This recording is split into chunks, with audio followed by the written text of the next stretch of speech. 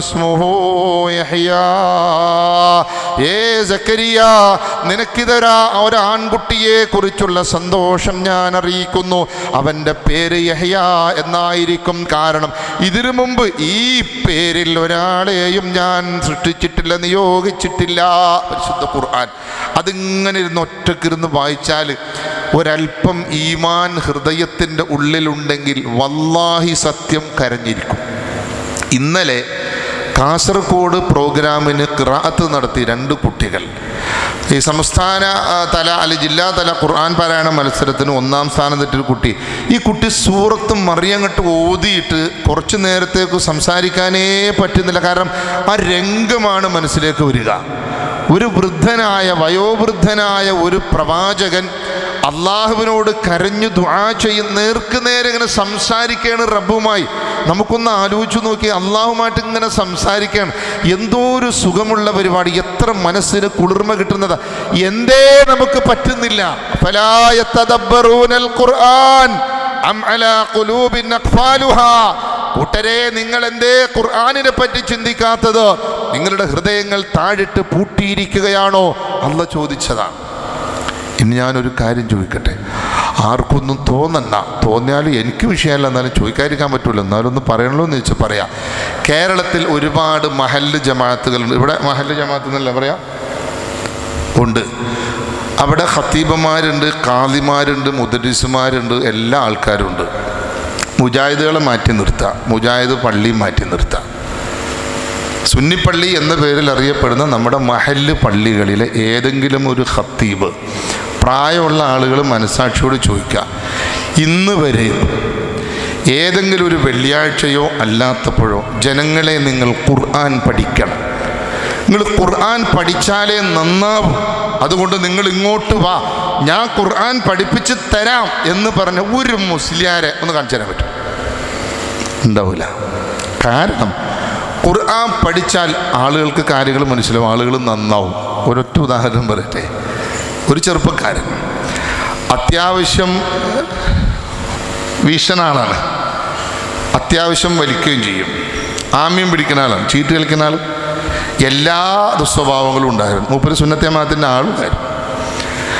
ഗതികേട്ട് നിവൃത്തിയില്ലാതെ വന്നപ്പോൾ ഇവൻ്റെ വാപ്പ ഇവനെ എങ്ങനെയെങ്കിലും ഇവിടെ നിന്ന് കടത്തണമെന്ന് വിചാരിച്ചിട്ട് ഗൾഫിലേക്ക് വിട്ടു. ഏതോ വഴിയിൽ അള്ളാഹു അവന് വെളിച്ചം കൊടുത്തു. സലഫി ഉലമാക്കളുടെ ക്ലാസ്സുകളും സീഡികളൊക്കെ കേട്ടു. ഇവൻ്റെ ജീവിതത്തിലൊരു മാറ്റം ഉണ്ടായി. ഇവൻ എല്ലാ ദുസ്വഭാവങ്ങളും കൂടെ വിട്ടു. താടിയൊക്കെ നന്നായിട്ട് വളർത്തി, വസ്ത്രം നെരിയാണിക്ക് മേലേക്ക് മാറി, കൃത്യമായിട്ട് നമസ്കാരവും ദിക്റും സ്വലാത്തും ഖുർആൻ ക്ലാസ്സൊക്കെ കേട്ടിങ്ങനെ നടക്കാൻ വന്നപ്പോൾ നാട്ടിലേക്കൊരു ഫോൺ, നിൻ്റെ മോൻ പഴിച്ചു പോയിട്ടോ. അപ്പോൾ വാപ്പ വിളിക്കാം, മോൻ എന്തിനാ നീ മനുഷ്യന്മാരുണ്ട്, നമുക്ക് ആ പഴയ സുന്നത്തെ ജമാഅത്ത് പോരേടാ. ഏതാ? വെള്ളമടി. ഒന്ന് ആലോചിച്ച് നോക്കി. ഇവനീ വെള്ളം അടിച്ചും തോന്നിയവാസം നടത്തപ്പോൾ ആ പള്ളിയിലെ മുസ്ലിയാർ ഒരു വാക്കിവനോട് നല്ല വാക്ക് പറഞ്ഞിട്ടില്ല. ഇവൻ അള്ളാഹുവിനെ മാത്രം വിളിച്ച് പ്രാർത്ഥിക്കുന്ന മേഖലയിലേക്ക് മാറിയപ്പോൾ അവൻ പിഴച്ചു എന്ന് പറയണമെങ്കിൽ ആരാ പിഴച്ചത്? ആലോചിക്കുക. ചരിത്രത്തിലേക്ക് ഇസ്ലാമിൻ്റെ യൂറോപ്പിലേക്കുള്ള വ്യാപനം തടയാൻ വേണ്ടിയിട്ടാണ് കുരിശ് യുദ്ധം നടന്നത്. ഇസ്ലാം യൂറോപ്പിലേക്ക് വ്യാപിക്കാതിരിക്കാൻ വേണ്ടി കുരിശ് വക്താക്കൾ പ്ലാനിങ്ങോടുകൂടി ചെയ്ത യുദ്ധം. 2 ഘട്ടം കുരിശ് യുദ്ധം കഴിഞ്ഞപ്പോഴും ഈ 2 ഘട്ടത്തിലും മുസ്ലിങ്ങളെ പരാജയപ്പെടുത്താൻ കുരിശ് സൈന്യത്തിന് സാധിക്കുന്നില്ല. ഹൈടെക് ആയുധങ്ങൾ കുരിശ് സൈന്യത്തിൻ്റെ കയ്യിലാണ്. ഇവിടെ പഴയ ഒടിഞ്ഞ കുന്തവും വാളും അമ്പും വില്ലും ചാട്ടുളിയൊക്കെ ഉള്ളൂ. എന്നിട്ടും ഇവരെ ഒന്നും ചെയ്യാൻ പറ്റുന്നില്ല. അവസാനം അവർ ഒന്ന് ബ്രേക്ക് ചെയ്തു, യുദ്ധം ബ്രേക്ക് ചെയ്തു. എന്നിട്ട് ബുദ്ധി ഉപയോഗിച്ചു. എന്തുകൊണ്ട് ഇവരെ നമുക്ക് തോൽപ്പിക്കാൻ പറ്റുന്നില്ല? പതിറ്റാണ്ടുകൾ അവർ ക്ഷമിച്ചു, റിസർച്ച് നടത്തി, പതിറ്റാണ്ടുകൾ. എന്നിട്ട് അവർ കണ്ടെത്തി. ബ്രിട്ടനിൽ യോഗം കൂടി. അന്നത്തെ ബ്രിട്ടീഷ് പ്രധാനമന്ത്രിയായിരുന്ന ഗ്ലാസ്റ്റൺ പരിശുദ്ധ ഖുർആനിൻ്റെ ഒരു കോപ്പി ഉയർത്തിപ്പിടിച്ചിട്ട് പറഞ്ഞു, ഈ ഗ്രന്ഥം, ഈ ഖുർആൻ മുസ്ലിങ്ങളുടെ ഹൃദയത്തിൽ വേരുറച്ചിട്ടുള്ളിടത്തോളം കാലം അവരെ പരാജയപ്പെടുത്താൻ ലോകത്തൊരു ശക്തിക്കും സാധിക്കുകയില്ല. അതുകൊണ്ട് ഈ ഖുർആൻ അവരുടെ ഹൃദയങ്ങളിൽ നിന്നും പറിച്ചു മാറ്റണം, പകരം വേറെന്തെങ്കിലും അവിടെ വച്ചു കൊടുക്കണം. ജൂതന്മാരും ക്രിസ്തവരും കൂടെ തീരുമാനിച്ചു. പിന്നെ പതിറ്റാണ്ടുകൾ ക്ഷമിച്ച് പണി തുടങ്ങി. 1000 ചില്ലാനം വർഷം പഴക്കമുള്ള യൂണിവേഴ്സിറ്റി ആ കെയ്റോയിൽ അൽ അസ്ഹർ യൂണിവേഴ്സിറ്റി. വിദ്യാർത്ഥികളായി കടന്നുകൂടി, അധ്യാപകരായി പല കഥകളും എഴുതി തയ്യാറാക്കി, വ്യാജ ഹദീസുകൾ എഴുതി തയ്യാറാക്കി, അതിൻ്റെ പേരിലെന്ന് സമ്പ്രദായം തല്ലുകൂടുന്നത്. അങ്ങനെ ഖുർആൻ മുസ്ലിങ്ങളുടെ ഹൃദയത്തിൽ നിന്നും പറിച്ചു മാറ്റി അവിടെ ചിലത് പ്രതിഷ്ഠിച്ചു. റാത്തീബുകൾ, മൗലിദുകൾ, മാലപ്പാട്ടുകൾ, അതുപോലെയുള്ള തരികിടകൾ മനസ്സിൽ വെച്ചിട്ട് ഖുർആൻ ഇങ്ങോട്ട് പറിച്ചു മാറ്റി. കയറി ഒറ്റയടി മുസ്ലിങ്ങൾ പരാജയപ്പെട്ടു. 2, മുസ്ലിം സ്പെയിനിൽ 100% മുസ്ലിങ്ങളായിരുന്ന റൈറ്റ് സഹോദരന്മാരാണ് വിമാനം കണ്ടുപിടിച്ചത് എന്നാണ് നമ്മളെ പഠിപ്പിച്ചേക്കണം. നുണയാണ്. സ്പെയിനിലെ മുസ്ലിം ശാസ്ത്രജ്ഞന്മാരാണ് ഫസ്റ്റ് കണ്ടുപിടിച്ചത് ഡ്രോണാണ്, പൈലറ്റില്ലാത്ത വിമാനം, റിമോട്ടിൽ, നൂറ്റാണ്ടുകൾക്ക് മുമ്പ്. ആ സ്പെയിൻ ക്രൈസ്തവ സംഘം സൈന്യം കീഴ്പ്പെടുത്തിയപ്പോൾ ഒരു പ്രദേശം അവർക്ക് കീഴ്പ്പെട്ടില്ല, ഗ്രാനഡ. ഒരുപാട് ലൈബ്രറികളും ചിന്തകന്മാരും പണ്ഡിതന്മാരും നല്ല കുറച്ച ദീനിയായ ആളുകളുള്ളതുകൊണ്ട് ഒന്നും ചെയ്യാൻ പറ്റിയില്ല. വീണ്ടും ഇവർ കളം മാറ്റി ചവിട്ടി. ആദ്യം അവരിറക്കി നല്ല കളർഫുള്ളായ അഴകുള്ള തുളുമ്പുന്ന പെണ്ണുങ്ങൾ ഫ്രീ ആയിട്ട് അങ്ങ് ഇറക്കി കൊടുത്തു. കൂട്ടത്തിൽ നല്ല ചേരാൻ പറ്റിയ മദ്യം അങ്ങോട്ട് ഇറക്കി കൊടുത്തു. ഇത് രണ്ടും പെട്ടെന്ന് വീഴുന്ന കേസുകളാണ്. ഇത് രണ്ടിലേക്കും ഒരു പതുക്കങ്ങ് ചരിഞ്ഞു. കയറി ഒരൊറ്റടി 2000 എണ്ണത്തിനെ നിരത്തി നിർത്തി കൊന്നളഞ്ഞു. ഒരൊറ്റ മുസ്ലിം പോലും അവശേഷിക്കാതെ തൂത്ത് തുടച്ച് വൃത്തിയാക്കി കളഞ്ഞു സ്പെയിൻ. ഇന്ന് മുസ്ലിം സ്പെയിനല്ല, ക്രിസ്ത്യൻ സ്പെയിനാണ്. അന്നത്തെ ക്രൈസ്തവ ഭരണാധികാരി ലക്ഷക്കണക്കിന് ഗ്രന്ഥങ്ങളാണ് കൊർദോവ യൂണിവേഴ്സിറ്റിയിലെ ലൈബ്രറിയിൽ ഉണ്ടായിരുന്ന ലക്ഷക്കണക്കിന് ഗ്രന്ഥങ്ങളാണ് കത്തിച്ച് ചാരമാക്കി കളഞ്ഞത്. ബാക്കിയുള്ളത് ഇന്നും അവിടുത്തെ ലൈബ്രറിയിൽ, മ്യൂസിയത്തിൽ സൂക്ഷിച്ചു വെച്ചിട്ടുണ്ട്. അറബിക് ഗ്രന്ഥങ്ങൾ. വെറുപ്പാണ്. ആ ജൂതൻ്റെയും ക്രൈസ്തവൻ്റെയും ആ കുരുട്ട് ബുദ്ധി, അതിൻ്റെ പ്രതിധ്വനികൾ, അലയൊലികൾ കേരളത്തിലും ഉണ്ടായി. കേരളത്തിൽ മുസ്ലിയാക്കന്മാർ പ്രസംഗിച്ചു, ഖുർആൻ പഠിക്കൽ നിർബന്ധമില്ല, പഠിക്കേണ്ടതില്ല, പഠിക്കേണ്ടതുള്ളത് തന്നെ ഫാത്തിഹ മാത്രമാണ്, അതുപോലും അർത്ഥം പഠിക്കേണ്ടതില്ല. തഖ്ദീറുൽ ഇഖ്വാൻ മിൻ തർജുമത്തുൽ ഖുർആൻ എന്ന പേരിൽ ഒരു ക്ഷുദ്രകൃതി ഒരു മുസ്ലിയാർ എഴുതിയിറക്കി കേരളത്തിലുടനീളം പാതിരാവായതിൽ അത് പ്രസംഗിച്ചു. എന്നിട്ട് അയാൾ എന്താ പറഞ്ഞത്? ഖുർആൻ അർത്ഥം പഠിച്ചാൽ പിഴച്ചു പോകുമെന്ന് എൻ്റെ ഉസ്താദ് പറഞ്ഞിട്ടുണ്ട് എന്ന് പറഞ്ഞ ആൾ പിഴച്ചതായിരിക്കാം. ഖുർആൻ പഠിച്ചവരെ നന്നായിട്ടുള്ളൂ. അബൂജാഹിൽ പോലും ഖുർആൻ പഠിച്ചാൽ പിഴച്ചു എന്ന് പറഞ്ഞിട്ടില്ല. ഖുർആൻ പഠിച്ചാൽ പിഴച്ചു എന്ന് അബൂജാഹിൽ പോലും പറഞ്ഞിട്ടില്ല. പക്ഷേ കേരളക്കരയിൽ ജൂതൻ്റെ ബുദ്ധി, കേരളക്കരയിൽ പോലും അതിൻ്റെ പ്രതിഫലനമുണ്ടായി. ഖുർആൻ പഠിക്കണ്ട. എന്തേ മുസ്ലിങ്ങൾ പൊട്ടന്മാരായി പോയത്? എന്താ ഈ മാതിരി പൊട്ടന്മാരായി പോയത്? കാർന്നമാരെ വിളിച്ചു ചോദിച്ചോ സൂറത്തുൽ ഫാത്തിഹയുടെ അർത്ഥം അറിയാമോ? ഇല്ല. പക്ഷെ അവർക്ക് വേറെ ചിലതുകൾ അറിയാം. സിവില്, ക്രിമിനല്, മിമിക്രി ഉള്ള റാത്തീബുകൾ അറിയാം, മാലപ്പാട്ടുകൾ അറിയാം, മൗലിദുകൾ അറിയാം, ഒരുപാട് സംഗതികൾ അവർക്ക് അറിയാം. സൂറത്തുൽ ഫാത്തിഹയുടെ അർത്ഥം പോലും അവർക്ക് അറിയാൻ പറ്റൂല.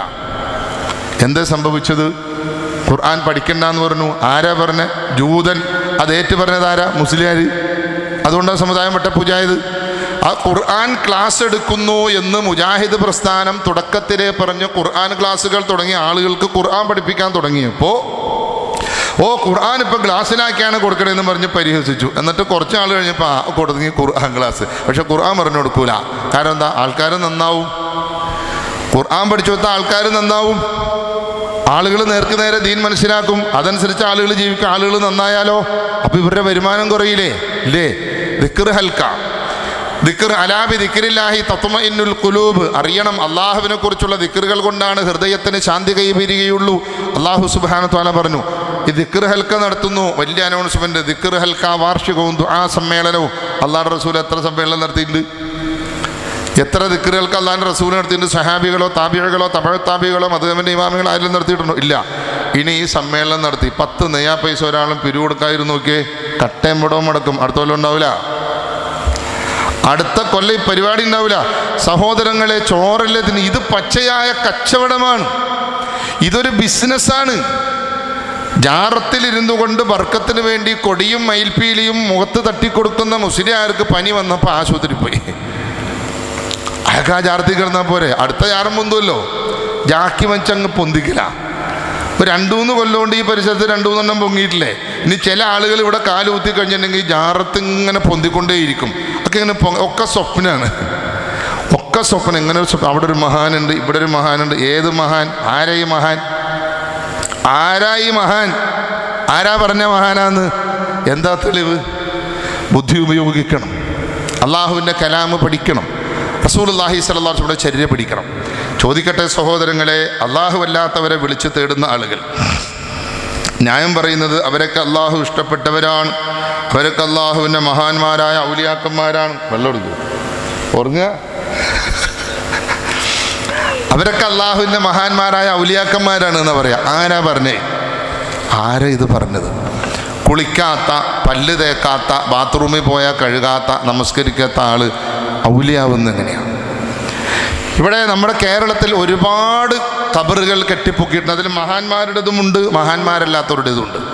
മഹാനായ സയ്യിദ് അലവി റഹിമഹുല്ലാ മമ്പുറം തങ്ങളൊന്നും ഒരിക്കലും മോശക്കാരനല്ല, മഹാനായ ആളുകൾ തന്നെയാണ്. പക്ഷെ അവരൊന്നും ഈ വക ശിർക്കൊന്നും ചെയ്യാൻ നിന്നിട്ടില്ല. അതുപോലെ തന്നെ കക്കടിപ്പുറം അബൂബക്കർ മുസ്ലിയാർ, ഇങ്ങനെ കുറേ നല്ല മനുഷ്യന്മാർ, അള്ളാഹുവിനെ ഭയന്ന് ജീവിച്ച നല്ല മനുഷ്യന്മാരുണ്ടായിട്ടുണ്ട്. ഒന്നും നിഷേധിക്കണില്ല. ഒരാളെയും കുഴിച്ചിട്ടില്ലാത്ത മൺകൂനയുണ്ട്. ഇപ്പം കാഞ്ഞിരമുറ്റം ഫേമസ് ആണ്. ഒരാളെപ്പോലും അവിടെ മറവ് ചെയ്തിട്ടില്ല. ആ ഖബറൊന്ന് പൊളിച്ചു നോക്കട്ടെ, അവർ ചോദിക്കണ പൈസ കൊടുക്കാം. ഒരു മനുഷ്യൻ്റെ ഒരു എല്ലിൻ്റെ കഷ്ണം അവിടെ നിന്ന് എടുത്തെന്ന ഇവിടെ ഉണ്ടാവില്ല. എന്നാ ഞാൻ ചോദിക്കട്ടെ, ആരാണ് സഹോദരങ്ങളെ ഔലിയാക്കന്മാർ? ആരെയാണ് അള്ളാഹ് ആദരിച്ചത്? കേരളത്തിൽ മറവ് ചെയ്തിരിക്കുന്ന ആളുകളെയൊക്കെ അള്ളാഹ് ആദരിച്ചു എന്ന് വല്ല തെളിവുണ്ടോ? ഇല്ല. ഒറ്റ സംഭവം മാത്രം സൂചിപ്പിക്കുക. മഹാന്മാരായ സ്വഹാബികൾ, അമ്പിയാക്കൾ കഴിഞ്ഞാൽ അള്ളാഹുവിൻ്റെ അടുക്കൽ ഏറ്റവും കൂടുതൽ സ്ഥാനമുള്ളത് ബദരീങ്ങളാണ്, മുഹാജിറുകളും അൻസാറുകളുമാണ്. ആ മുഹാജിറുകളിൽപ്പെട്ട ഉസ്മാൻ ഇബ്നു മദ്ഊൻ റളിയല്ലാഹു അൻഹു മദീനയിലെത്തി അൻസാറുകൾക്ക് മുഹാജിറുകളെ റസൂലുള്ളാഹി സ്വല്ലല്ലാഹു അലൈഹി വസല്ലം വീതം വെച്ചപ്പോൾ അൻസാരികൾക്ക് കിട്ടിയത് ഉമ്മുൽ അലാ റളിയല്ലാഹു അൻഹായുടെ കുടുംബക്കാർക്കാണ്. ഉസ്മാൻ ഇബ്നു മദ്ഊൻ റളിയല്ലാഹു അൻഹു ആകട്ടെ കുറച്ചു കാലം രോഗിയായി കിടപ്പിലായി. ആ രോഗത്തിൽ ഉസ്മാൻ റളിയല്ലാഹു അൻഹു മരണപ്പെട്ടു. ഉസ്മാൻ റളിയല്ലാഹു അൻഹുവിൻ്റെ മയ്യത്ത് കുളിപ്പിച്ചു, കഫൻ ചെയ്ത് വച്ചപ്പോൾ റസൂലുള്ളാഹി സ്വല്ലല്ലാഹു അലൈഹി വസല്ലമ ഉസ്മാൻ റളിയല്ലാഹു അൻഹുവിനെ കാണാൻ വേണ്ടി കടന്നു വന്നു. ആ സമയത്ത് ഉമ്മുൽ അലാ റളിയല്ലാഹു അൻഹ പറയുകയാണ്, ഫഖുൽതു റഹ്മത്തുള്ളാഹി അലൈക അബസ്സായിബ് ഫശഹാദതി അലൈക ലഖദ് അക്രമകല്ലാഹ്. ഉമ്മുൽ അലാ റളിയല്ലാഹു അൻഹ എന്ന അൻസാരി സ്വഹാബ വനിത പറയുകയാണ്, യാ അബസ്സായിബേ, അല്ല അബസ്സായിബേ, അള്ളാഹുവിൻ്റെ രക്ഷതാങ്കൾക്കുണ്ടാകട്ടെ, അള്ളാഹു താങ്കളെ ആദരിച്ചിരിക്കുന്നു എന്നാ ഞാൻ മനസ്സിലാക്കുന്നത്. ആരെപ്പറ്റി, ആരോട്, എപ്പോൾ, എന്ത് പറയുന്നു എന്നതാണ് മർമ്മം. അള്ളാഹുവിൻ്റെ റസൂലിൻ്റെ മുമ്പിൽ വച്ച് മുഹാജിറായ ഒരു സഹാബിയെ പറ്റി അൻസ്വാരിയായ ഒരു സഹാബിയ പറയുന്നത്. എന്താ പറയുന്നത്? താങ്കളെ അള്ളാഹു ആദരിച്ചിരിക്കുന്നു എന്നാണ് എനിക്ക് മനസ്സിലാകുന്നത്. ഫഖാലൻ നബിയു സല്ലല്ലാഹു അലൈഹി വസല്ലം. നമുക്ക് സ്വലാത്തെല്ലാം പ്രയാസമുണ്ടോ? എങ്കിൽ എണിച്ച് പോക്കണമെന്നല്ലേ? കാരണം സ്വലാത്തിൻ്റെ ഫളലെന്താ അറിയോ? ഒരു സ്വലാത്ത് റസൂലുള്ളാഹി സ്വല്ലല്ലാഹു അലൈഹി വസല്ലമയുടെ മേൽ നമ്മൾ ചൊല്ലിയാൽ 10 സ്വലാത്ത് അള്ളാഹ് നമുക്ക് ഇങ്ങോട്ട് തരുന്ന. അതുകൊണ്ടും തീർന്നില്ല, 10 പാപങ്ങൾ പൊറുക്കപ്പെടും. അതുകൊണ്ടും തീർന്നില്ല, 10 ദർജകൾ ഉയർത്തപ്പെടും ഒരു സ്വലാത്ത്. റസൂലുള്ളാഹി സ്വല്ലല്ലാഹു അലൈഹി വസല്ലമയുടെ പേര് കേട്ടാൽ ഏറ്റവും ചുരുങ്ങിയത് സ്വല്ലല്ലാഹു അലൈഹി വസല്ലം എന്നെങ്കിലും പറയൽ സുന്നത്തല്ല സഹോദരങ്ങളെ, വാജിബാണ്, ചൊല്ലിയേ പറ്റൂ, ഒരു സംശയമില്ല. അപ്പോൾ ഉമ്മുൽ അലാ റളിയല്ലാഹു അൻഹായുടെ ഈ അഭിപ്രായ പ്രകടനം കണ്ടപ്പോൾ ഫഖാല നബിയു സല്ലല്ലാഹു അലൈഹി വസല്ലം വമാ യുദ്രീകി അന്നല്ലാഹ അക്രമഹു. അല്ല ഉമ്മുൽ അലായെ, ഈ കിടക്കുന്ന ഉസ്മാൻ ഇബ്നു മദ്ഊനിനെ അള്ളാഹു ആദരിച്ചിട്ടുണ്ട് എന്നതിന് നിനക്കെന്താ തെളിവുള്ളത്? മുഹാജിറായ ഒരു സഹാബിയെ പറ്റി അൻസ്വാരിയായ ഒരു സഹാബി റസൂലുള്ളാഹിന്റെ സമക്ഷത്തിങ്കൽ വന്ന് പറഞ്ഞപ്പോൾ റസൂലുള്ളാഹി സ്വല്ലല്ലാഹു അലൈഹി വസല്ലമ തിരിച്ചു ചോദിക്കുകയാണ്, അല്ല ഉമ്മുൽ അലായെ, ഈ കിടക്കുന്ന ഉസ്മാനെ അള്ളാഹു ആദരിച്ചു എന്നതിന് നിന്റെ കയ്യിൽ എന്താ തെളിവുള്ളതെന്ന് ചോദിച്ചപ്പോൾ ഫഖുൽതു, അപ്പോൾ ഞാൻ ചോദിച്ചു, ബി അബി അൻത യാ റസൂലല്ലാഹ് ഫമൻ യുക്രിമുഹുല്ലാഹ്. അള്ളാഹുവിൻ്റെ റസൂലേ, ഈ ഉസ്മാനെ അള്ളാഹു ആദരിച്ചില്ലെങ്കിൽ പിന്നെ ആരെയാണ് നബിയെ അള്ളാഹു ആദരിക്കുക? ഉസ്മാൻ ആരാണെന്ന് മനസ്സിലാക്കിയ ഉമ്മുൽ അലാ പറയുന്നത്, അള്ളാഹുവിൻ്റെ റസൂലേ, ഈ കിടക്കുന്ന ഉസ്മാനെ അള്ളാഹു ആദരിച്ചില്ലെങ്കിൽ പിന്നെ ആരെയാണ് നബിയെ അള്ളാഹു ആദരിക്കുക എന്ന് പറഞ്ഞപ്പോൾ റസൂലുള്ളാഹി സ്വല്ലല്ലാഹു അലൈഹി വസല്ലം പറയുകയാണ്, അല്ല ഉമ്മുൽ അലാഏ, ഉസ്മാന് മരണം സംഭവിച്ചിരിക്കുന്നു, അള്ളാഹു തന്നെയാണ് സത്യം. ഈ മുഹമ്മദിൻ്റെ ആത്മാവ് ആരുടെ കയ്യിലാണോ അവനെ തന്നെയാണ് സത്യം. ഉമ്മുൽ അലാഏ, ഉസ്മാൻ ഞാൻ ഖൈർ മാത്രമാണ് ആഗ്രഹിക്കുന്നത്, പക്ഷേ വല്ലാഹി മാ അദ്രീ വഅന റസൂലുള്ളാഹ് മാ യുഫ്അലു ബി. അല്ലാഹുവാണ് സത്യം ഉമ്മുൽ അലാഏ, ഞാൻ അല്ലാഹുവിൻ്റെ റസൂലാണെന്നതൊക്കെ ശരി തന്നെയാണ്, പക്ഷേ നാളെ പരലോകത്ത് എൻ്റെ റബ്ബ് എന്നെ എന്തു ചെയ്യുമെന്ന് പോലും എനിക്കറിയില്ല എന്ന് പറഞ്ഞുകൊണ്ട് കണ്ണുനീര് പൊഴിക്കുന്ന റസൂലുള്ളാഹി സ്വല്ലല്ലാഹു അലൈഹി വസല്ലമ ആരെപ്പറ്റിയാ പറഞ്ഞത്? മുഹാജിറായ ബഖീഉൽ ഖുർഖദിൽ മദീനയിലെ ഖബർസ്ഥാനിൽ ആദ്യമായി മറവ് ചെയ്യപ്പെട്ട മഹാനായ ഉസ്മാൻ ഇബ്നു മൽഊൻ റളിയല്ലാഹു അൻഹുവിനെ പറ്റിയാ പറഞ്ഞത്. ഇനി ആരാണ് ഉസ്മാൻ എന്നറിയണ്ടേ? ഉസ്മാൻ റളിയല്ലാഹുവിൻ്റെ ഭാര്യ ഹൗല റളിയല്ലാഹു അൻഹ മോശമായ വേഷത്തിൽ ആയിഷ റളിയല്ലാഹു അൻഹയുടെ അടുക്കൽ വരികയാ. ആയിഷ റളിയല്ലാഹു അൻഹ ചോദിച്ചു, എന്തൊരു കോലമാണ് ഹൗല, ഇതെന്ത് വേഷത്തിലാ നീ നടക്കുന്നത്? നിനക്ക് കുറച്ച് നല്ല കോലത്തിലൊക്കെ ഒന്ന് നടന്നൂടെ? ഹൗല റളിയല്ലാഹു അൻഹ പറയുന്നു, ഉമ്മ, ഞാൻ ആർക്ക് വേണ്ടിയാണ് ഇങ്ങനെ നടക്കുക?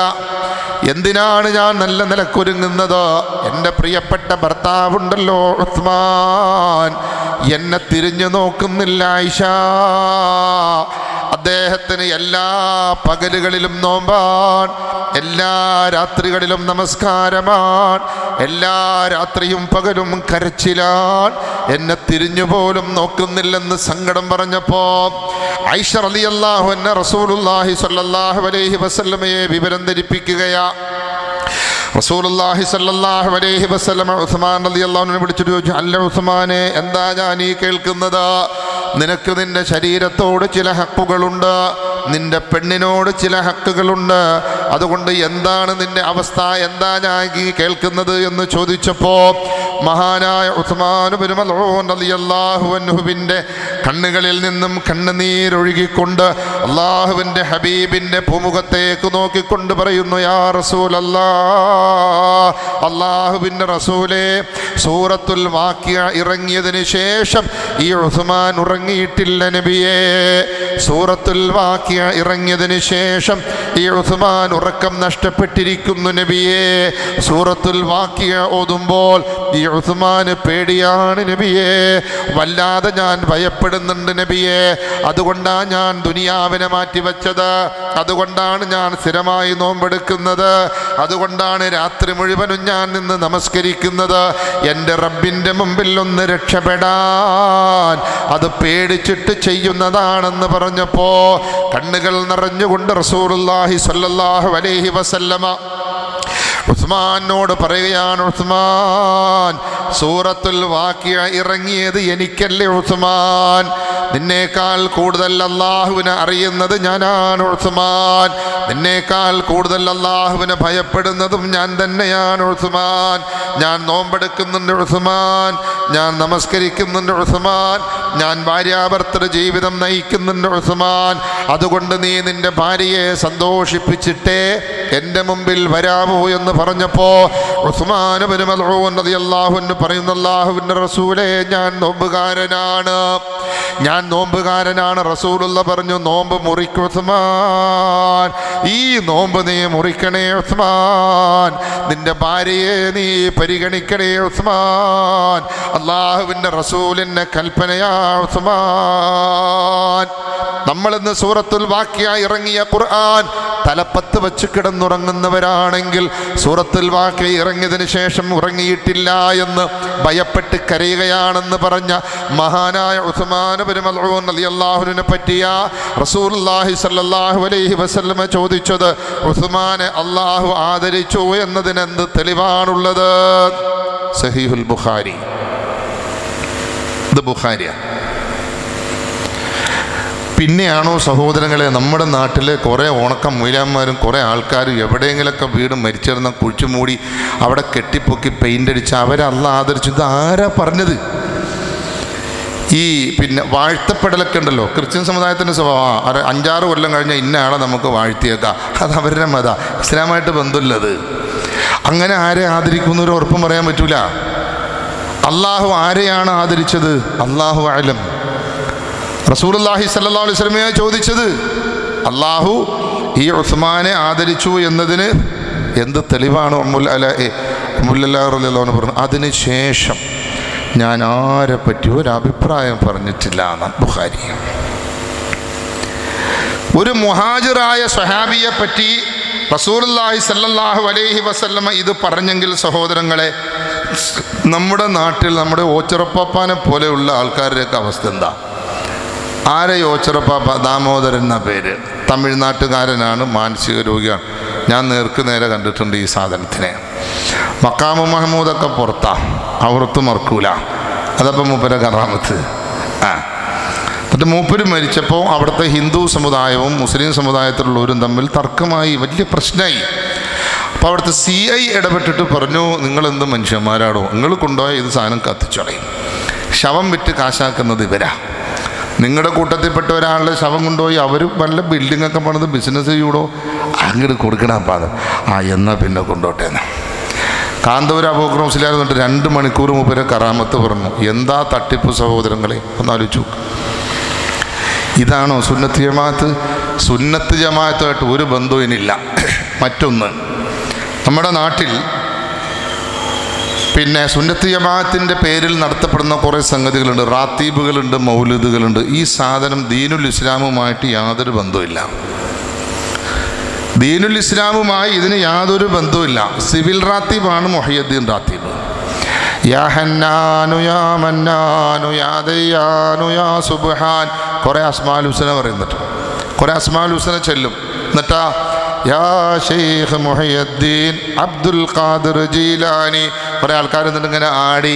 പിന്നെ പഴയ മറ്റേ പൃഥ്വിരാജിൻ്റെയൊക്കെ മറ്റേ എന്താ ചങ്ങയുടെ പേര്, ഹിന്ദി സിനിമ നടന്നുണ്ടല്ലോ, അയാളെ പോലൊക്കെ ഡാൻസൊക്കെ ആടിയിട്ടുണ്ട്. ചിലക്ക് ഹാളിറാകും.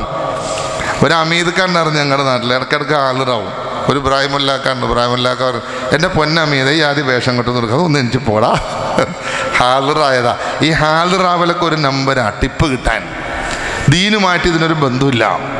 റസൂലുള്ളാഹി സ്വല്ലല്ലാഹു അലൈഹി വസല്ലമയോ സഹാബത്തോ താബിഈകളോ തബഉ താബിഈകളോ എന്ന് പറഞ്ഞിട്ട് പിന്നെയുള്ള റാത്തീബാണ് ക്രിമിനൽ കുത്ത് റാത്തീബ്. അത് ഷിയാക്കളുടേതാണ്. മുഹറം 10 ഇറാൻ TV ചാനൽ ആർക്കെങ്കിലും കിട്ടുന്നുണ്ടെങ്കിൽ നോക്കിയാൽ കാണാം, അവർ വലിയ മൂർച്ചയുള്ള ആയുധങ്ങൾ വെച്ചിട്ട് പുറമൊക്കെ ഇങ്ങനെ അടിച്ച് കുത്തി കീറി രക്തം ഒലിപ്പിച്ച് നടക്കുന്നതാണ്. അത് ഷിയാക്കളുടെ ആചാരം. ആ ആചാരം നടത്തുന്നതാരാ? കുത്തറാത്തീബ് നടത്തുന്ന ആളുകൾ ഷിയാക്കളാണ്. വേഷം സുന്നികളുള്ളതും വിശ്വാസം ഷിയാക്കളുള്ളതുമാണ്. ലാ ശക്ക ഫീഹി, സംശയിക്കേണ്ടയില്ല. അതിനാണ് ക്രിമിനൽ റാത്തീബ് എന്ന് പറയുക. എന്നാൽ നമ്മളെ കൊണ്ട് കുത്താൻ സമ്മതിക്കോ? ഒരിക്കൽ തിരൂരിനടുത്തുള്ള ആലിങ്ങൽ എന്ന് പറയുന്നൊരു സ്ഥലമുണ്ട്. അപ്പോൾ അവിടെ വയലിന് പോയപ്പോൾ 2 ദിവസം ഒരു ദിവസം ഫ്രീ കഴിഞ്ഞിട്ട് 2 ദിവസം വയലുണ്ട്. അപ്പോൾ ആലിങ്ങൽ ടൗൺ പള്ളിയിൽ നിൽക്കുന്ന ഖത്തീബിൻ്റെ സുഹൃത്താണ്. ഞങ്ങളെന്നാൽ നമുക്ക് ഒരുമിച്ച് അവിടെ കൂടാമെന്ന് പറഞ്ഞ് ഒരു ദിവസം കറങ്ങാൻ തീരുമാനിച്ചു. അന്ന് വൈകുന്നേരം പറഞ്ഞ് അവിടെ ഒരു തടിമില്ലിൽ കുത്രാത്തീബ് നടക്കുന്നുണ്ട് എന്ന് പറഞ്ഞു. എന്നാൽ നമുക്ക് പോവാം എന്ന് ചോദിച്ചു. അപ്പോൾ അങ്ങനെ ചെന്ന് ഞങ്ങളിങ്ങനെ കാണാൻ നിൽക്കാം. അപ്പോൾ ഒരു വെള്ള ഷർട്ടൊക്കെ ഇട്ടിട്ട് ഒരാളവിടെ നിൽക്കുന്നുണ്ട്. അപ്പോൾ ഞാനിങ്ങനെ മൂപ്പരുടെ അടുത്ത് നിന്ന് ചുമ്മാ പറഞ്ഞു, ഈ ആദ്യം പൊട്ടന്മാർ ഇപ്പോഴും ഉണ്ടോ പഠിച്ചോനെന്ന് ചോദിച്ചു. അപ്പോൾ ഈ കൂടെ നിന്ന് മന്നാനെന്ന് തോന്നിയിട്ട് പഹയാമുണ്ടാക്കി, ഇയാക്കിടമില്ല, ഇയാളത് നടത്തരുതെന്ന് പറഞ്ഞു. ഞാൻ റീസോൺ ചെയ്ത് എന്നെ അങ്ങോട്ട് വെച്ചൊരു 16 ഇഞ്ച് നിരത്തി ഇറക്കാമല്ലോ, ഞാൻ പോയി അവിടെ നിന്ന് മാറിപ്പോന്നു. അങ്ങനെ ഈ കുത്തി രക്തമൊക്കെ ഒലിച്ചൊരു ചെറുപ്പക്കാരൻ വന്നിട്ട് ഒരു പൈപ്പിൻ്റെ അവിടെ നിന്നിട്ട് ഇങ്ങനെ കഴുകി കളഞ്ഞപ്പോൾ പതുക്കെ ചെന്നിട്ട് ചോദിച്ചു, അല്ല സഹോദരൻ വേദന എടുക്കൂലേ എന്ന് ചോദിച്ചു. ഷെയ്ഖിനെ വിളിച്ചാൽ വേദന ഒന്നും എടുക്കൂല. അപ്പോൾ ഷെയ്ഖ് ഡോക്ടറാ എന്ന് ചോദിച്ചു. അപ്പോൾ ഇയാളിങ്ങനെ നോക്കി. അതോടെ ഈ മന്നാനി വന്ന് വിളിച്ച് മാറ്റി. അപ്പോൾ പിറ്റേ ദിവസം സംസാരത്തിൽ അവിടുത്തെ ഉസ്താദ് വേണ്ടി സംസാരിച്ചു. ഉസ്താദ്, ഈ കുത്തറാത്തീബ് ശരിയായൊരു പരിപാടിയല്ല, അപ്പോൾ അതുകൊണ്ട് ഞാനൊന്ന് പ്രതികരിക്കാൻ പോലും പഠിച്ചു നിർത്ത്, ഞാൻ എങ്ങനെയെങ്കിലും ജീവിച്ചു പോയിക്കോട്ടെ, നിങ്ങളത് പറഞ്ഞാൽ എന്നെയും പറഞ്ഞുവിടും, നിങ്ങൾ എന്തായാലും പറഞ്ഞുവിടുമല്ലോ, എന്നെയും മുണ്ടണ്ടാവും. കാരണം അവർക്ക് അംഗീകരിക്കുന്ന സാധനമല്ലത്. ഒരുവിധം ആളുകൾക്കൊന്നും അംഗീകരിക്കാൻ പറ്റിയ സാധനമല്ലത്. ഇതൊരു വ്യവസായമായി കൊണ്ട് നടക്കുന്ന ആളുകൾ. AT കോവൂര് പരസ്യം ചെയ്തു, കുത്ത് കോവൂരിൻ്റെ വക 1 ലക്ഷം ഉറുപ്പ്യ തരാം. ചെല്ലൽ നിങ്ങളുടെ വക, കുത്ത് കോവൂരിൻ്റെ വക 1,00,000 ഉറുപ്പ്യ ഇനാം പ്രഖ്യാപിച്ചു. ഒരാൾക്കും വേണ്ട. പണ്ടത്തിലോട്ട് കയറ്റാത്ത അവസ്ഥ എന്താ? കാഞ്ഞു പോകും. ഇതെന്താ സംഭവം എന്നറിയാം? ആ കത്തിയുടെയൊക്കെ ഈ വക്ക് ഇങ്ങനെ പൊട്ടി ഇങ്ങനെ ഇത് ചെയ്ത് വെച്ചാൽ അങ്ങനെ മിനുസപ്പെടുത്തി തലയിണയിലൊക്കെ ചാരി ലൈറ്റൊക്കെ അതിലേക്ക് അടിക്കുമ്പോൾ നല്ല റിഫ്ലക്ഷൻ ഉണ്ടാവും. അത് വെച്ചിട്ട് ഇങ്ങനെയാണ് വലിക്കുമ്പോൾ ആ പൊട്ടിയ ഭാഗത്ത് നിന്ന് ഇങ്ങനെ പോറും തൊലി, അപ്പം രക്തം പൊടിയും, അല്ലാതെ വേറൊന്നും അതിലില്ല. ഈ തട്ടിപ്പ് ഇത് ഇസ്ലാമുമായിട്ട് യാതൊരു ബന്ധമില്ല. സ്വന്തം ശരീരത്തെ പീഡിപ്പിക്കൽ ഹറാമാണ് എന്നാ റസൂലുള്ളാഹി സ്വല്ലല്ലാഹു അലൈഹി വസല്ലം പഠിപ്പിച്ചത്. പിന്നെ ഉള്ള റാത്തീവാണ് മിമിക്രി, റിഫായി റാത്തീവ്. മൗലു കിതാബ് വീട്ടിലുണ്ടെങ്കിൽ ആർക്കും പരിശോധിക്കാം. എന്താ ആഹ് ആഹ് ആഹ് 101 പ്രാവശ്യം. ഈ ആഹ് എന്നുള്ള ഒച്ച ഖബറിൽ കിടന്ന് മുനാഫിക്ക് പറയുന്ന ഒച്ച എന്ന ഹദീസിലുള്ളത്. പിന്നെയോ ഹീഹം ഹീഹം 101 പ്രാവശ്യം. ലാല ലാല 101 പ്രാവശ്യം. അത് ഈ സിനിമ പാട്ട് പോലെയാണ്. പിന്നെ അല്ല അല്ല അല്ല ഇല്ല. അത് കഴിഞ്ഞിട്ട് കുറച്ച് ആൾക്കാർ ഇല്ല ഇല്ല ഇല്ല ഇല്ല. എന്തെൻ്റെ അർത്ഥം? വെളിവില്ല, ബോധമില്ല. ഇതാണ് ഈ പറഞ്ഞതിൻ്റെ അർത്ഥം. അള്ളാഹുവിൻ്റെ റസൂൽ സല്ലല്ലാഹു അലൈഹി വസല്ലം ഇങ്ങനെ ഒരു ഷോർട്ട് ഫോം പഠിപ്പിച്ചോ. ഹു അല്ലാ, ഹു അവൻ, ഹു അവൻ, ഹു അല്ലാ, അവൻ അല്ല, ഹു അല്ലാ, അവൻ അല്ല. അപ്പം അതിന് പറയുന്നത് എന്താണ്? ഹു എന്നൊരു പ്രയോഗം ഖുർആനിൽ ഉണ്ട്. അതിങ്ങനെ പറയാൻ റസൂലുള്ളാഹി പഠിപ്പിച്ചിട്ടുണ്ടോ? അത് ഷോർട്ട് ഫോമാണ് പോലും. എങ്കിൽ അത്തഹിയാത്തിൽ സ്വലാത്ത് പറയുമ്പോൾ അല്ലാഹുമ്മ സ്വല്ലി അലാ മുഹമ്മദ് എന്ന് പറയാറില്ലെന്ന്. ദിൻ ദിൻ മാമാ ദിൻ ദിൻ മാമാ മജീദ്. സ്വലാത്തായില്ലേ? അല്ലാഹുമ്മ സ്വല്ലി അലാ മുഹമ്മദിൻ വഅലാ ആലി മുഹമ്മദിൻ കമാ സ്വല്ലൈത അലാ ഇബ്രാഹീമ വഅലാ ആലി ഇബ്രാഹീമ വബാരിക് അലാ മുഹമ്മദിൻ വഅലാ ആലി മുഹമ്മദിൻ. അതാണ് ദിൻ ദിൻ മാമാ ദിൻ ദിൻ മാമാ. സ്വലാത്താവോ? ആവൂല.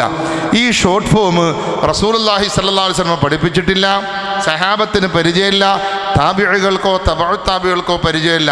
റാത്തീബുകൾ എന്ന പേരിൽ നടക്കുന്ന സാധനങ്ങളൊന്നും ഇസ്ലാമല്ല. മറ്റൊരു സാധനമാണ്, നല്ല വ്യവസായം നടക്കുന്ന സാധനമാണ് കുത്തുബിയ്യത്ത് എന്ന് പറഞ്ഞാൽ. കുത്തുബിയ്യത്തും ദീനുൽ ഇസ്ലാമും തമ്മിൽ യാതൊരു ബന്ധവുമില്ല. കാരണം എന്താ? കുത്തുബിയ്യത്ത് എന്ന് പറഞ്ഞാൽ മഹാനായ മുഹയ്യിദ്ദീൻ ഷെയ്ഖ് റഹ്മത്തുള്ളാഹി അലൈഹിയുടെ അപദാനങ്ങൾ വാഴ്ത്തിപ്പറയുന്ന ഒരു കാവ്യമാണ്. മുഹയ്യിദ്ദീൻ ഷെയ്ഖ് റഹ്മത്തുള്ളാഹി അലൈഹി ജനിക്കുന്നത് തന്നെ ഹിജ്റ 470-ലാണ്. ഹിജ്റ 470-ലല്ലല്ലോ ഇസ്ലാം പൂർത്തിയായത്. ഹിജ്റ 470-ൽ ജനിച്ച മുഹയ്യിദ്ദീൻ ഷെയ്ഖ് റഹ്മത്തുള്ളാഹി അലൈഹിയെ സംബന്ധിച്ച് ഹിജ്റ 1040-ൽ ജനിക്കുകയും 1115-ൽ മരിക്കുകയും ചെയ്ത തമിഴ്നാട്ടിലെ കായൽപട്ടണം സ്വദേശിയായ സ്വദഖത്തുല്ലാഹിൽ കാഹിരി എന്ന് പറയുന്ന ഒരു മുസ്ലിയാർ സ്വപ്നത്തിൻ്റെ അടിസ്ഥാനത്തിൽ എഴുതി തയ്യാറാക്കിയ ഒരു കാവ്യമാണ് ഈ പറയുന്ന കുത്തുബിയ്യത്ത് എന്ന് പറയുന്നത്. ആ കുത്തുബിയ്യത്തിൽ പച്ചയായ ശിർക്കാണ് പല വരികളുമുള്ളത്. എന്താ? ഒരു വിശ്വാസിയോട് ചോദിക്കുക, ഒരു ഹിന്ദു കുട്ടീനെ വിളിച്ച് ചോദിക്കുക, ഒരു ക്രിസ്ത്യാനിനെ വിളിച്ച് ചോദിക്കുക, ഒരു മുസൽമാനെ വിളിച്ച് ചോദിക്കുക, മോനെ മഴ പെയ്യിക്കുന്നതാരാ? ആ ഹിന്ദു കുട്ടി പറയും അത് ഈശ്വരനാണ്. അത് പറയും. ഒരു നല്ല ക്രിസ്ത്യാനിയോട് ചോദിച്ചാൽ അയാളും പറയും അത് ദൈവമാണ്, കർത്താവാണ്. നല്ല ഒറിജിനൽ മുസൽമാനോട് ചോദിച്ചാൽ പറയും മഴ പെയ്യിക്കുന്നത് പിന്നെ പഠിച്ചവനല്ലേ, അല്ലാതെ ആരാണ്?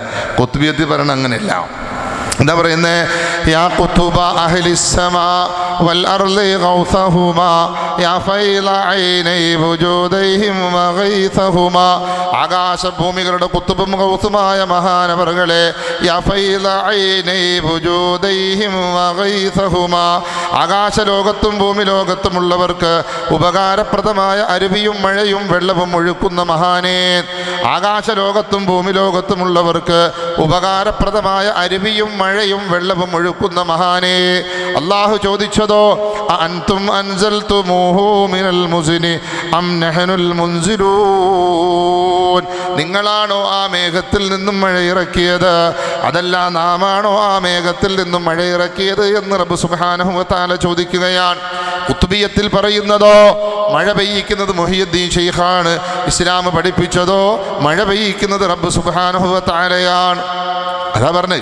അതുമാത്രമല്ല, ഒരുപാട് വരികൾ പച്ചയായ ശിർക്ക് അള്ളാഹുവിൻ്റെ സ്ഥാനത്തേക്ക് മുഹയ്യിദ്ദീൻ ഷെയ്ഖ് റഹ്മത്തുള്ളാഹി അലൈഹിയെ ഉയർത്തുന്ന വരികൾ അടങ്ങിയതാണ് കുത്തുബിയ്യത്ത് ബൈത്ത്. അതുകൊണ്ട് കുത്തുബിയ്യത്ത് ബൈത്ത് ഒരു പ്രാവശ്യം ചൊല്ലിയാൽ 3 പ്രാവശ്യം മുശ്രിക്കാവും, ഒരു സംശയമില്ല. കാരണം മക്കയിലെ മുശ്രിക്കുകളുടെ അതേ വിശ്വാസ ആചാരങ്ങൾ വച്ചിട്ടുള്ള സാധനമാണ് യഥാർത്ഥത്തിൽ കുത്തുബിയ്യത്ത് ബൈത്തിലുള്ളത്. സാന്ദർഭികമായി സൂചിപ്പിച്ചു എന്ന് മാത്രം. മറ്റൊന്ന്, റസൂലുള്ളാഹി സ്വല്ലല്ലാഹു അലൈഹി വസല്ലം പറഞ്ഞത് എന്താ? മാ അന അലൈഹി വ അസ്ഹാബി. ഞാനും എൻ്റെ സ്വഹാബത്തും ഏതൊരു നിലപാടിലാണോ ഉള്ളത് ആ നിലപാടിലുള്ളവർക്ക് മാത്രമാണ് സ്വർഗമുള്ളത് റസൂലുള്ളാഹി സ്വല്ലല്ലാഹു അലൈഹി വസല്ലമ പറഞ്ഞു തന്നു. ഞാൻ ചോദിച്ചോട്ടെ, നമ്മുടെ ഒട്ടുമിക്ക പള്ളികളിലും നമസ്കാരം കഴിഞ്ഞാൽ ഇമാമ് വടക്കോട്ട് തിരിഞ്ഞിരിക്കും, മൂപ്പര് കാണാതെ പഠിച്ച ദുആ ചൊല്ലും, ശ്വാസം വിടുന്നതനുസരിച്ചിട്ട് മഅ്മൂമുകൾ ആമീനും പറയും. എന്നാൽ നിർത്തേണ്ടോടത്ത് നിർത്തുക, കോമ ഇടേണ്ടോടത്ത് കോമ എന്നുണ്ടാവില്ല. കാരണം നിർത്തിയാൽ ചിലപ്പോൾ ബാക്കി പറയാൻ കിട്ടിക്കൊള്ളണമെന്നില്ല. തിരുവനന്തപുരത്ത് തമ്പാനൂർ പള്ളിയിൽ ഒരു അസ്ർ നിസ്കരിക്കാൻ കയറി. അപ്പോൾ മസ്ബൂക്കായിട്ടാണ് ചെന്നത്. നമസ്കാരം കഴിഞ്ഞ് സലാം വീട്ടിപ്പോഴേക്കാൻ മൂപ്പര് ദുആ തുടങ്ങിയത്. അപ്പോൾ ദുആ ചെയ്തപ്പോൾ ഇങ്ങനെ കേട്ടിരിക്കാം. اللهم إنا نسألك سلامة في الدين وعافية في الجسد وزيادة في العلم وبركة في الرزق وصحة في الجسم إلهنا توبة قبل الموت وراحة عند الموت ومغفرة بعد الموت. അപ്പോൾ അത് നോട്ട് ചെയ്തു. എല്ലാം കഴിഞ്ഞു. ആൾക്കാർ പോയപ്പോൾ ഈ ചെറുക്കനെ വിളിച്ചൊരു പയ്യനാ, മോനെ നീ എന്താ ഓതിയത്? മഗ്ഫിറത്തൻ ബഅദൽ മൗത്ത് എന്നാണോ പറഞ്ഞത്? മഗ്ഫിറത്തൻ ബഅദൽ മൗത്ത് എന്നാണോ പറഞ്ഞത്? അത് മഗ്ഫിറത്തൻ എന്നാണ് ഞാൻ പറഞ്ഞത്. എന്താ അതിൻ്റെ അർത്ഥമൊന്നും എനിക്കറിയോ? ഇല്ല, ഞാൻ കാണാതെ പഠിച്ചത്. ഉസ്താദ് ഇമാമുക്ക് അമറുപ്പ് അങ്ങനെ നിന്നതാണ്. ഉസ്താദ് പഠില്ല. മോനെ മഗ്ഫിറത്തൻ ബഅദൽ മൗത്ത് എന്ന് പറഞ്ഞാൽ മരണത്തിന് ശേഷം എനിക്ക് പുറത്ത് തരണേ എന്നാണ്. മഗ്ഫിറത്തൻ ബഅദൽ മൗത്ത് എന്ന് പറഞ്ഞാൽ മരണത്തിന് ശേഷം എന്നെ മണ്ണിലിട്ട് ഉരുട്ടണേ എന്നാണ്. അപ്പോൾ ഒരു പുള്ളിക്കുത്ത് ഉച്ചാരണ പിശകിൽ സംഗതി എന്തായി മാറിപ്പോയി. പുറയിലിരിക്കണവർ ഇത് വല്ലതുണ്ടായി നിങ്ങൾ അപ്പോഴും ആമയും പറയും. ചെറുപ്പക്കാരനെ ഇമാമാണെങ്കിൽ പഠിച്ചോനെ സുന്ദരിയായ ഒരു പെണ്ണ് എനിക്ക് ഭാര്യയായിട്ട് തരണേന്ന് പറഞ്ഞാൽ 80 വയസ്സായി കവറിലേക്ക് കാല് നീട്ടിരിക്കണ ഉപ്പാപ്പായോ ആമയും പറയും. മൂപ്പർക്ക് പെണ്ണിട്ടാനാ? സലാം വീട്ടുന്നതോടെ ഇമാമും മഅ്മൂമുമായിട്ടുള്ള കണക്ഷൻ പിരിഞ്ഞു എന്നതാണ്.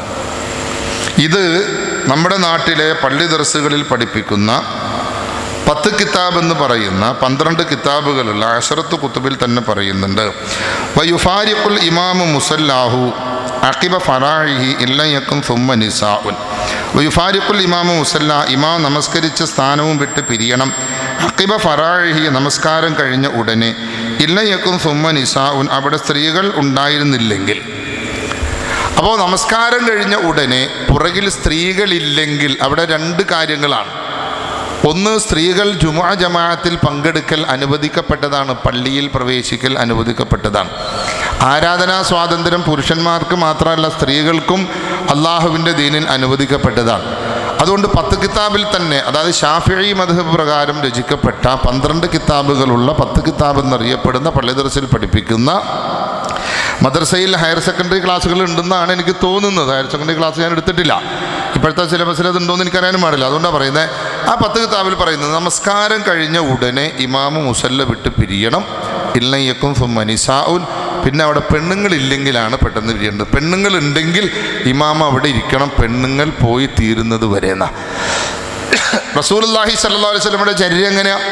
സലാം വീട്ടി കഴിഞ്ഞാൽ റസൂലുള്ളാഹി സ്വല്ലല്ലാഹു അലൈഹി വസല്ലമ മഅ്മൂമുകൾക്ക് നേരെ തിരിഞ്ഞിരിക്കും. എന്തിനാ? സ്ത്രീകളുടെ സഫ് പുറകിലാണ്. സ്ത്രീകൾ എഴുന്നേറ്റ് പോയി തീർന്നു എന്ന് റസൂലുള്ളാഹി സ്വല്ലല്ലാഹു അലൈഹി വസല്ലമ കാണുമ്പോൾ അള്ളാഹുവിൻ്റെ റസൂൽ സ്വല്ലല്ലാഹു അലൈഹി വസല്ലമ അവിടെ നിന്നേറ്റ് മാറും, സഹാബികൾ അവിടെ നിന്ന് എഴുന്നേറ്റ് മാറും. അതുവരെ അവരവിടെ നിന്നിട്ട് അവർക്ക് ചൊല്ലിപ്പറയാൻ പഠിപ്പിച്ച ദിക്റുകളും തസ്ബീഹുകളും ചൊല്ലി അള്ളാഹുവിനോട് ചോദിക്കാനുള്ള കാര്യങ്ങൾ അവർക്ക് ചോദിക്കാം. സലാം വീട്ടുന്നതോടെ ഇമാമും ജമാഅത്തും എന്ന സംഗതി, ആ സാധനം പിരിഞ്ഞു, തീർന്നു. പിന്നെ അവിടെ ഒരു കണക്ഷനില്ല. ഞാൻ ഒന്ന് ചോദിച്ചോട്ടെ, പിന്നെ സുബഹിനുണ്ട്, ളുഹറിനുണ്ട്, അസ്റിനുണ്ട്, ഇശാക്കുണ്ട്. നിസ്കാരത്തിന് ശേഷം ഇമാമ് തിരിഞ്ഞെടുത്തിട്ട് ഇലാഹനാ സുബ്ഹാനല്ലാഹ് എന്ന് പറയും. അപ്പോൾ സുബ്ഹാനല്ലാഹ് പറയും. ബിഹംദിഹി ദായിമൻ അൽഹംദുലില്ലാഹ് എന്ന് പറയും. പിന്നെ അല്ലാഹു അക്ബർ എന്ന് പറഞ്ഞു കൊടുക്കും. ഇതൊക്കെ ചൊല്ലിയിട്ടാണ് അഫ്ളലു ദിക്ർ ഒരു തട്ട 10 സ്വലാത്ത്. ഫിഖിൻ്റെ കിതാബിലൊന്നും ഈ സാധനം ഇല്ല. ഫിഖിൻ്റെ കിതാബിലൊന്നും ഈ 10 ദിക്ർ ഇല്ല. അഫ്ളൽ ദിക്ർ പറഞ്ഞാൽ 10 ദിക്ർ ഫിഖിൻ്റെ കിതാബിലില്ല. എല്ലാം ആയിക്കോട്ടെ, എന്തേ മഗ്രിബിന് ഈ സാധനം കട്ട് ചെയ്ത്? എന്താ ഈ സുബ്ഹാനല്ലാഹ് അൽഹംദുലില്ലാഹ് അല്ലാഹു അക്ബർ എന്ന് പഠിപ്പിക്കപ്പെട്ട തസ്ബീഹൊക്കെ മഗ്രിബ് നിസ്കാരത്തിന് ഇല്ലാത്ത എന്തേ? അത് സലാം വീട്ടി ഉടനെ തിരിഞ്ഞിരുന്നിട്ട് ഒരൊറ്റ തട്ടാണ്, 2-3 വരികളിൽ അങ്ങോട്ട് തീർത്ത ആൾക്കാരെ അങ്ങോട്ട് പിരിച്ചുവിടും. ഇതെവിടെ നിന്നാണ് കിട്ടിയത്? അതാണ് ബിദ്അത്തുകൾ പല സ്ഥലത്തും പല കോലത്തിലുണ്ടാവുക, സുന്നത്ത് എല്ലായിടത്തും ഒരേപോലെ ഉണ്ടാവുക. സുന്നത്ത്. ഇപ്പം നിസ്കാരത്തിന് ശേഷമുള്ള സുബ്ഹാനല്ലാഹ് 33 പ്രാവശ്യം, എല്ലായിടത്തും 33 പ്രാവശ്യം, അൽഹംദുലില്ലാഹ് 33 പ്രാവശ്യം, അല്ലാഹു അക്ബർ 33 പ്രാവശ്യം. കൂട്ടപ്രാർത്ഥന പലയിടത്തും പല കോലത്തിലാണ്. കൂട്ടപ്രാർത്ഥന മീൻസ് നമസ്കാരത്തിന് ശേഷമുള്ള കൂട്ടപ്രാർത്ഥന പലയിടത്തും പല കോലത്തിലാണ് നടക്കുക. മാത്രമല്ല ചില സ്ഥലത്ത് പിന്നെ ഈ ദുആക്ക് ശേഷം 3 സ്വലാത്ത്, ചില സ്ഥലത്ത് 10 സ്വലാത്ത്. ഇവിടെ എത്ര കണക്ക്? 10 ഈ ഏരിയയിൽ 3. അത് തന്നെ, അത് ബിദ്അത്താന്നുള്ളതിൻ്റെ തെളിവാണത്. ഞാൻ ചോദിക്കട്ടെ, ദുആ തുടങ്ങുന്നത് ഹംദും സ്വലാത്ത് കൊണ്ടും തുടങ്ങി സ്വലാത്തും ഹംദും കൊണ്ട് അവസാനിപ്പിക്കലാണ് ദുആയുടെ അദബ്. അൽഹംദുലില്ലാഹി റബ്ബിൽ ആലമീൻ അല്ലാഹുമ്മ സ്വല്ലി അലാ മുഹമ്മദിൻ എന്ന് പറഞ്ഞിട്ട് ആ ദുആ തുടങ്ങുക, ഹംദും സ്വലാത്തും. അവസാനിപ്പിക്കുന്നത് വസല്ലല്ലാഹു അലാ മുഹമ്മദിൻ വആലിഹി വസഹ്ബി അജ്മഈന വൽഹംദുലില്ലാഹി റബ്ബിൽ ആലമീൻ. സ്വലാത്തും ഹംദും കൊണ്ട് അവസാനിപ്പിക്കുകയും ചെയ്യും. അത് തീർന്നു. അതിൻ്റെ മേലെ പിന്നൊരു സ്വലാത്ത്. അതിന് ഉദാഹരണം പറഞ്ഞാൽ നമ്മൾ കുളിച്ച് ബാത്റൂമിൽ തന്നെ എല്ലാം തോർത്തി തുടച്ചെല്ലാം കഴിഞ്ഞ് റൂമിൽ വന്ന് ഡ്രസ്സ് മാറിയിട്ട് 3 ബക്കറ്റ് വെള്ളം തലയേക്കോടെ ഒഴിച്ചാൽ ഓനെ വേഗം കൊണ്ടുപോയി ആശുപത്രി കാണിക്കണം. അത് തന്നെ സംഭവം. എല്ലാം തീർന്ന് ഫിനിഷ് ചെയ്തിട്ട് പിന്നെ ചിലയിടത്ത് 3 സ്വലാത്ത്, ചിലയിടത്ത് 10 സ്വലാത്ത്, ചിലയിടത്ത് 3 ദിക്റിന് ശേഷം 3 സ്വലാത്ത്. അത് ബിദ്അത്തിൻ്റെ അവസ്ഥ. ഇതൊക്കെ റസൂലുള്ളാഹി സ്വല്ലല്ലാഹു അലൈഹി വസല്ലമ ഫർദ് നമസ്കാരത്തിന് ശേഷം വടക്കോട്ട് തിരിഞ്ഞിരുന്ന് ദുആ ചെയ്തതായോ മഅ്മൂമുകൾ ആമീൻ പറഞ്ഞതായോ വലത്തുനിന്ന് ഇടത്തോട്ട് എഴുതിയ ഒരൊറ്റ കിതാബിലും ഇലാ യൗമുൽ ഖിയാമ കാണുക സാധ്യമല്ല. ലാ ശക്ക ഫീഹി. അതാണ് മാ അന അലൈഹി വ അസ്ഹാബി എന്ന് റസൂലുള്ളാഹി സ്വല്ലല്ലാഹു അലൈഹി വസല്ലമ നമുക്ക് പഠിപ്പിച്ച് തന്ന ആ ഒരു ഹദീസിൻ്റെ അടിസ്ഥാനത്തിൽ നമസ്കാരത്തിന് ശേഷം അള്ളാഹുവിൻ്റെ പ്രവാചകനും സഹാബത്തും ഏതൊരു നിലപാടിലായിരുന്നോ ആ നിലപാട് സ്വീകരിക്കുന്നവർക്ക് മാത്രമുള്ളതാണ് സ്വർഗമെന്ന് റസൂലുള്ളാഹി സ്വല്ലല്ലാഹു അലൈഹി വസല്ലമ പഠിപ്പിക്കാനുള്ള കാരണം അതാണ്. അതുപോലെ തന്നെ മയ്യത്ത് കൊണ്ടുപോകുമ്പോൾ ദിക്ർ ചൊല്ലി കൊണ്ടുപോകാറുണ്ട്. ഇവിടെ ദിക്ർ തന്നെയല്ലേ ഈ ഭാഗത്തൊക്കെ? തിരുവനന്തപുരത്തൊക്കെ വേറെയാണ്. നേമം മുസ്ലിം ജമാഅത്തിൽ ഇമാമായിട്ട് നിൽക്കുമ്പോൾ ഒരാൾ അങ്ങനെ മരിച്ച് പോയി മയ്യത്തൊക്കെ കണ്ട് നമ്മൾ ദുആ ചെയ്ത് ഇങ്ങനെ പോരും. വലിയ മഹല്ല, 7000-ഓളം കുടുംബങ്ങളുള്ള വലിയ മഹല്ല. 4 ജുമുഅത്ത് പള്ളി, 4-5 ജുമുഅത്ത് പള്ളിയുണ്ട്. പിന്നെ 10-12ഓളത്തോളം സ്നാമ്പികളുണ്ട്, നിസ്കാരപ്പള്ളികളുണ്ട്. 10-20ഓളം മദ്രസകളുണ്ട്. വിശാലമായ മഹല്ല, 14.5 കിലോമീറ്റർ ചുറ്റളവുള്ള മഹല്ല. മറവി ചെയ്യുന്നത് മുഴുവനും വലിയ പള്ളിയുടെ പിന്നെ ഖബർസ്ഥാനിലെ മറവിയാണ്. അപ്പോൾ അങ്ങനെ ഞാൻ റൂമിലിരിക്കുമ്പോൾ വലിയൊരു ശബ്ദം ഇങ്ങനെ കേട്ടു. അപ്പോൾ മൊല്ലാക്കാർത്തി ഞാൻ ചോദിച്ചു, എന്തൊരു പ്രശ്നമല്ല, പ്രകടനം നടക്കുന്നുണ്ടോ എന്ന് ചോദിച്ചു. കളിയാക്കല്ലോ ഉസ്താദേ. ഞാൻ പറഞ്ഞു, ഇല്ല മൊല്ലാക്ക, എന്താ സംഭവം എന്നറിയാൻ വേണ്ടിയിട്ട്. അത് മയ്യത്തുണ്ടോന്നല്ല, നിങ്ങൾ കേട്ടിട്ടില്ല? ഞാൻ പറഞ്ഞു, ഞാൻ അങ്ങനെ കേട്ടിട്ടില്ല. എന്താ?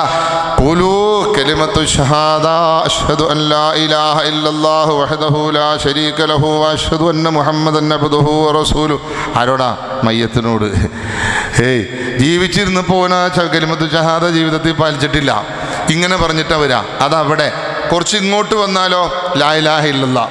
വേറെ സ്ഥലത്ത് വേറെ കോലത്തിൽ. റസൂലുള്ളാഹി സ്വല്ലല്ലാഹു അലൈഹി വസല്ലമയും സഹാബത്തും പഠിപ്പിച്ചതെന്താ? നിശബ്ദമായിട്ട് പോകാനാണ്. ദക്ഷിണ കേരള ജമിയത്തുൽ ഉലമയിൽ അറിയപ്പെടുന്ന പണ്ഡിതനാണ് തഴവ മുഹമ്മദ് കുഞ്ഞു മൗലവിയുടെ അൽ മവാഹിബുൽ ജലിയ എന്നൊരു പദ്യസമാഹാരമുണ്ട്. അതിൽ അദ്ദേഹം ഈ വിഷയം പറയുന്നത്, മൗത്തും അനന്തര സ്ഥിതികളോർത്തു നീ പോകണേ, ഭൗതിക സംസാരങ്ങളും ഒഴിവാക്കണേ, ശബ്ദം ഉയർത്തൽ തന്നെ മക്റൂഹുള്ളതാ, അത് ദിക്ർ കൊണ്ടാണെങ്കിലും ത്യജിക്കേണ്ടതാ. ശബ്ദം മയ്യത്തിൻ്റെ കൂടെ ഉയർത്തൽ പാടില്ലാത്തതാണ്. അത് ദിക്ർ ചൊല്ലിയിട്ടാണെങ്കിൽ പോലും പാടില്ലാത്തതാണ്. മിണ്ടാതെ പോകണമെന്നാ. റഹ്മത്തുള്ള കാസിമി മൂത്തേടം. അതെവിടെ? മൂത്തേടം മലപ്പുറം ജില്ലയല്ലേ?